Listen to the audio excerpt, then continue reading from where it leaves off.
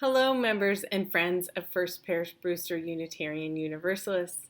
This is Reverend Jessica Clay here, hoping this rainy week finds you doing okay. I wanted to send you a message today to just give you a little bit of an update about our COVID protocols. I hope that you watched the video that was sent out by Judy Fenner and Susan Smith about the filter in our sanctuary, and I hope that you are keeping track of what is occurring with our weekly angles where all the updates are placed, but wanted to give you a heads up about another update. Many of you have asked if once we are closing the windows, we will be moving to 2 services. As you heard in the update from Judy and Susan, once it drops below 55 degrees or November 1st, which on Sunday it was 52 degrees that morning, the windows will be closed. But once the windows are closed, it means our filter is working at optimum capacity to filter out 98% of viruses, including COVID-19. So I know that it's a little disconcerting to be inside with the windows closed, but know that we have this HVAC with this filter on it that a lot of congregations don't have because they don't actually have an HVAC system. So we're really lucky that we have this that's been researched and implemented by the Building and Maintenance Committee to help keep us safe. The COVID task force read the results of the survey that we sent out a few weeks ago from all of you about your feelings on 1 or 2 services, your level of comfort with returning to service. And we know that people are all over the place in terms of feeling comfortable or not. So I hope that if you're not feeling comfortable, that you've been streaming from home on YouTube. We've had some really amazing services lately. And if you are, I hope that we're seeing you in the sanctuary. The COVID task force decided with the board's blessing that we would return to 2 services when we are consistently more than 3/4 full.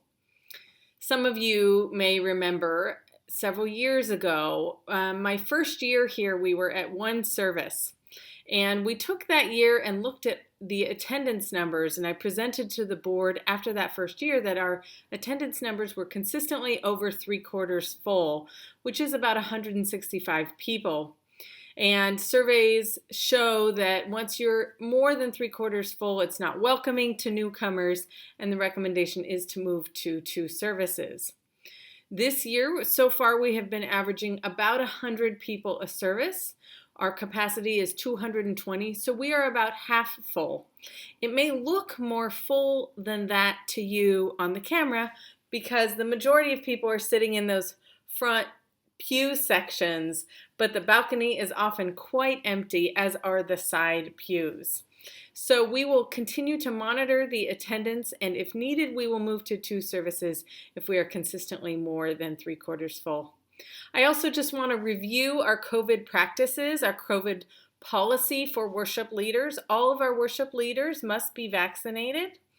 It is their choice on whether to remove their mask while they are speaking from the pulpit, but the mask is only to be removed while they are speaking from the pulpit. If we have small groups of people, 5 or less, singing together, they can remove their masks if they are vaccinated, i.e. a duo, or say Kevin leading, our music director leading hymns, but the choir will remain masked for the foreseeable future when they're singing together.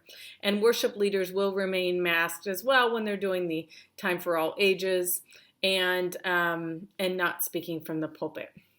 So I hope that clears up some of maybe your questions. If you have any other questions, feel free to contact me, contact Susan Smith, the president of the board of the trustees. We're here to answer your questions. And we're here to give each other a little bit of grace when maybe things go wrong or we're not doing things exactly as we should. We're all sort of learning as we go with this new iteration of being together. So we are trying to state the policy as clearly as possible for all involved so that we can keep each other as safe and comfortable as possible in the midst of a really uncertain situation. So I hope this clears up some things for you. Hope to see you at our Halloween service in costume this Sunday. And If you need anything, remember that I'm here.